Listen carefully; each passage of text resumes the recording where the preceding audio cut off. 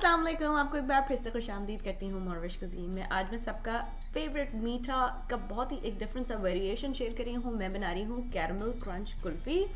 आजकल के मौसम के लिहाज से तो ये बेस्ट मीठा तैयार हो जाएगा और इसके अंदर कोई कुकिंग रिक्वायर्ड नहीं है। बहुत कम इंग्रेडिएंट्स और बहुत ही क्रीमी और मज़ेदार सी ये कुल्फ़ी तैयार हो जाएगी। तो चलिए जल्दी से देखते हैं कि इस रेसिपी के लिए हमें क्या क्या चीज़ें दरकार हैं। तो बिस्मिल्लाह पढ़ के शुरू करते हैं। सबसे पहले ब्लेंडर जग के अंदर तमाम इंग्रेडिएंट्स डालेंगे। जो बेसिक कुल्फ़ी की रेसिपी है वो मैं आप लोगों के साथ पहले से शेयर कर चुकी हूँ और उसका लिंक मैं डिस्क्रिप्शन बॉक्स में डाल दूँगी। उसी रेसिपी का जो बेस है वो फॉलो कर रही हूँ। ब्लेंडर जग में एवेपोरेटेड मिल्क, कंडेंस मिल्क और ब्रेड स्लाइस डाला है और उसके साथ डाल रही हूँ हैवी व्हिपिंग क्रीम और इलायची का पाउडर। इन तमाम चीज़ों को इतनी देर के लिए ब्लेंड करेंगे कि तमाम चीज़ों यकजान होकर स्मूथ मिक्सचर तैयार हो जाए।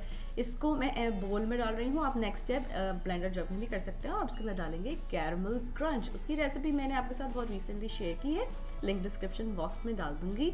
फिर चमचे से उठा के इस मिक्सचर को मैं इस डिस्पोजेबल कप में डाल रही हूँ, जिसको मैं एज अ मोल्ड यूज़ कर रही हूँ। चमचा मैं इसलिए यूज़ कर रही हूँ ताकि मैं कैरमल क्रंच के पीसेस इसके अंदर ज़्यादा से ज़्यादा शामिल कर सकूँ। मैं एज अ मोल्ड हमेशा डिस्पोजेबल छोटे कप इस्तेमाल करती हूँ। ये बहुत ईजीली हैंडल होते हैं और इसमें से कुल्फ़ी भी बहुत आसानी से निकल आती है। तमाम इस कुल्फ़ी के मिक्सचर को मोल्ड्स में और डिस्पोजेबल कप में डालने के बाद ऊपर से और थोड़ा सा कैरमल क्रंच डाल रही हूँ। अब इसको फ्रीज़र में रखेंगे और तक इसको 4 से 6 घंटे के लिए छोड़ देंगे ताकि ये मज़ेदार सी कुल्फ़ी तैयार हो जाए। और इस तरह ये आजकल के मौसम के मुताबिक कैरमल क्रंच कुल्फ़ी तैयार है। आप चाहें तो इसके ऊपर कैरमल सॉस ड्रिज़ल कर सकते हैं या जो रबड़ी जो दूध होता है वो उसके साथ सर्व कर सकते हैं। वो भी मैं रेगुलर कुल्फ़ी की रेसिपी में शेयर कर चुकी हूँ। डिस्क्रिप्शन बॉक्स में आपको उसकी डिटेल भी मिल जाएगी।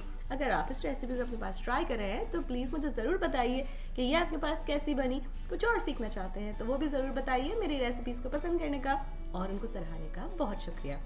अल्लाह हाफिज़।